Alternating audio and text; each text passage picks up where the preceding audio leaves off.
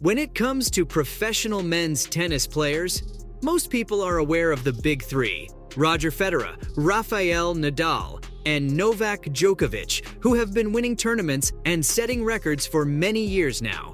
So, you know it must mean something serious when Djokovic says that a different player is the favorite to win in a tournament against him. Here's why tennis players are really scared of Carlos Alcaraz. First of all, who the heck is Carlos Alcaraz? Well, for starters, he's currently the #1 ranked men's singles player in the world by the Association of Tennis Professionals. And he's only 20 years old. Of course, there are some who have been saying Alcaraz was destined to become the #1 ranked player since he was a small child. Alcaraz was born in 2003 in Spain and started playing tennis quite early. He started playing tennis at the Real Sociedad club where his father was the tennis academy director. Even as young as 10 years old, Alcaraz had a playing style that showed great promise. His father, Carlos Alcaraz Gonzalez, said in an interview that his son picked up techniques quickly. One of these techniques was the drop shot. Gonzalez noted that, while children would practice the drop shot when they were told to, most wouldn't use them in an actual game setting. Alcaraz not only practiced the tricky shot extensively, but used it in game scenarios, which quickly led to him gaining an advantage with it. This mentality and commitment to practicing and perfecting his style quickly caused Alcaraz to outpace his friends, which he didn't like too much. Gonzalez recalls telling his son he couldn't practice with his friend anymore, as the friend couldn't keep up with him. He added that Alcaraz said he wouldn't practice if his friend wasn't there. While Alcaraz is now known for his calm, always smiling demeanor on the court, apparently he had quite a temper when he was a child. Alcaraz's former coach, Kiko Navarro, commented that Alcaraz threw rackets in anger, burst into tears, and refused to leave the court after losses. Navarro added, "The truth is that Carlos had a strong personality, a big temper, and he did not like to lose at all." The former coach also said that when they were traveling around the world and he lost a match, you had to leave him for a while as he would cry. He was a bad loser. Thankfully, Alcaraz has grown up and so has his attitude when it comes to losing. Although these days, he has a lot less losing to be upset about, largely in part due to those skills he practiced so thoroughly. Alcaraz is an all-court, all-round tennis player, but uses his deadly forehand a lot of the time. He's especially effective at using his heavy shots to push his opponents back to the baseline, then using his well-disguised drop shots to secure the point.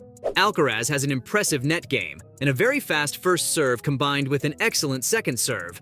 All in all, Alcaraz has earned acclaim for his remarkable athletic and physical traits, even coming into the professional world already drawing comparisons to the aforementioned Big Three.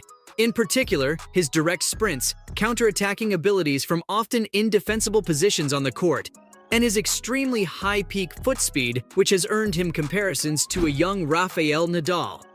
And to Novak Djokovic for his assured lateral movement and court coverage aided by physical splits.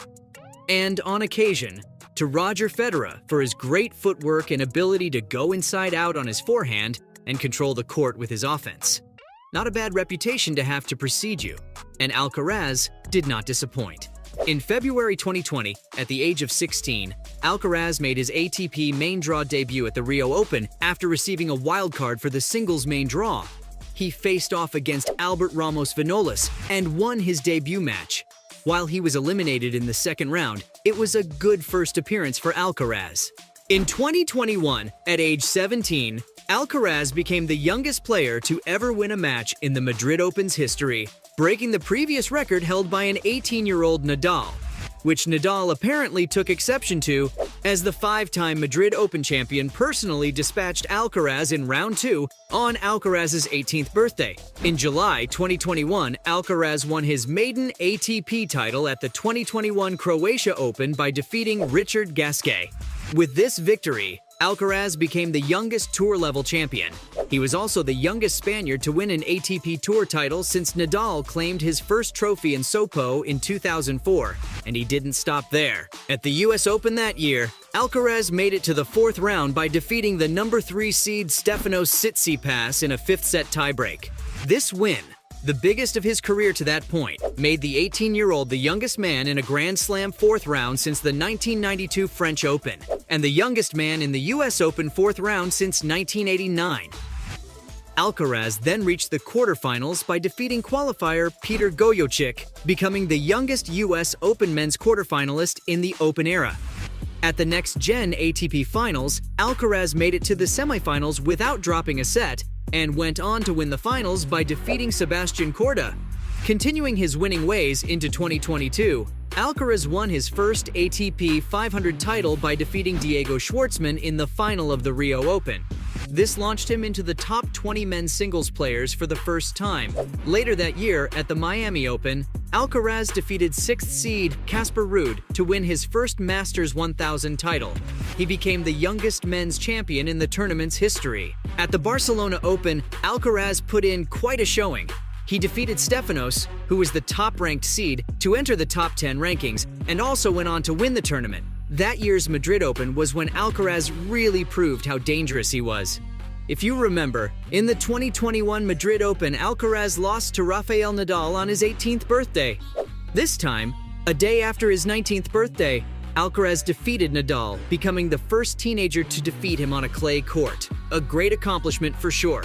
But wait, there's more.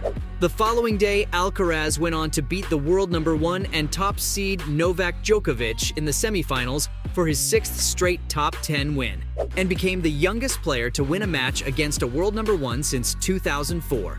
He also became the first player to ever beat Djokovic and Nadal back-to-back on clay, and that's still not all.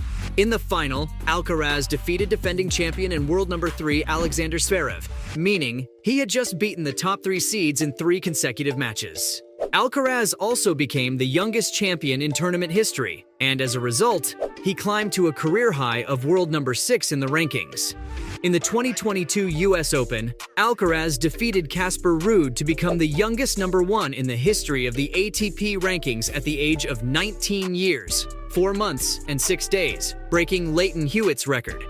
While Alcaraz did lose the number 1 ranking since then, he gained it back, and as of May 2023, currently holds on to it, as well as numerous impressive records.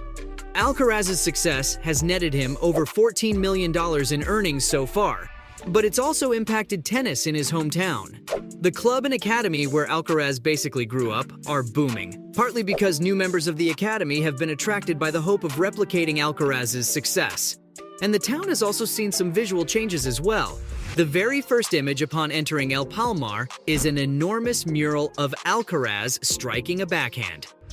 It is a permanent reminder of the talented, hard-working village kid who has not forgotten the warm, tight-knit community that shaped him. So, taking into account all his records and wins already, his unbelievable amount of skill and mental toughness, and the fact that he's ranked number 1 and is only 20 years old, it's no wonder why tennis players are really scared of Carlos Alcaraz.